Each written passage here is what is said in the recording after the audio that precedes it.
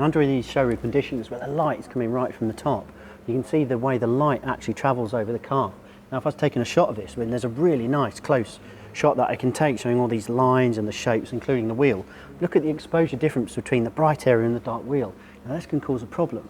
Now what the D7000's got, as well as some of the other Nikon range, is something called active D lighting.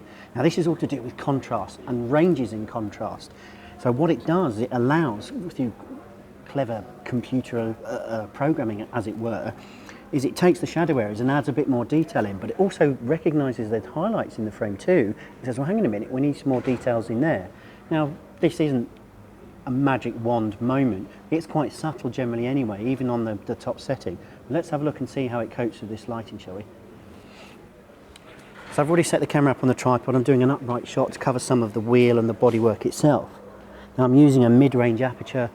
I'm shooting at low ISO 2, so I'm getting a second long exposure, so lots of chance for all that highlight to burn in.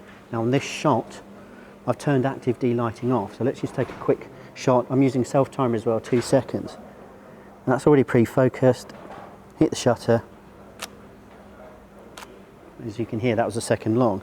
Now what I've got on the back of the camera, Jane, if you want to swing around here for me, when I bring that picture up, and you can see the highlights on the back of the camera flashing, brr, brr, brr, brr. Now what I'm going to do is if I go into the menu system, active D lighting. Now to save time, I'm just going to go all the way to extra high just to show you the difference. So that's set to extra high. I haven't changed any settings on the camera. It's already pre-focused, so I'm going to fire that off again. And this time, look, the level of shadow and highlight detail it's been able to produce and soften the effect of the highlights and lift those shadows up a little bit, dramatically increase the picture taking ability. Now why would you want this? For example, you're going out, you're shooting a landscape, you've got a darker foreground, some leaves or a valley or something, but you've got really bright sky. Now what this will do is it will average out and help those two exposures, so you get some detail in the sky and yet you don't get muddy, washed out sort of browns and greens. A really neat feature, and it's across the range too. Let's move on to the next thing. Now another very intelligent feature about the D7000 is the fact that it's got twin SD card slots. So what that allows you to do is have a main card that you can actually record everything to. You can use the second card slot, which is just underneath here, as an overflow, or you can save JPEGs to one and TIFFs to the other, or you can actually just say, right, I want stills to one and video to the other. So it's a very, very, very clever system. But what it does do is it gives you extra capacity to be able to shoot for longer, particularly if you're shooting video on top, because if you've got a 4 gig card, that'll be used up very, very quickly, lots of spurts and things. Now one of the problems that we all have found out when using video or live view is the autofocus system. It's a contrast detection, and the D7000 has 2 or 3 versions that you can actually use. But they're not very fast and not very quick. Now, a key to get around that is to actually shoot and aim the camera onto something that's got definite lines. It helps it actually focus. Now in this picture here, for example, I'm going to use this big Mercedes badge on this car. So if I show you how I set that up, I've got live view up. I'm just going to pull the focusing box down. There we go. We can use that badge, and if I focus that, that's reasonably quick, so I can take the shot. Now, one very clever thing this camera has is it will actually do a face detection of up to 10 faces in the frame. So if you have somebody, if you're taking pictures of groups, and it automatically does it. So what's happened is now, as Mike moves around the frame, it will recognise he's got a face, it can see, bang, and it's all automatic. Now, as you can see there, the focus couldn't really keep up with the movement, but essentially that's one of the limitations at the minute of current DSLRs.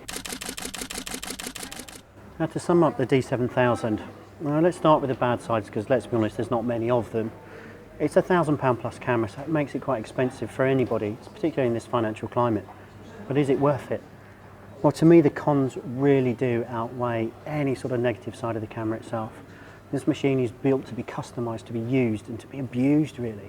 Yeah, it's got the weather seals, it's got part magnesium body, and you can use it in perhaps tough conditions, but nothing like the Pro sort of damage and the sort of use a Pro would throw at it.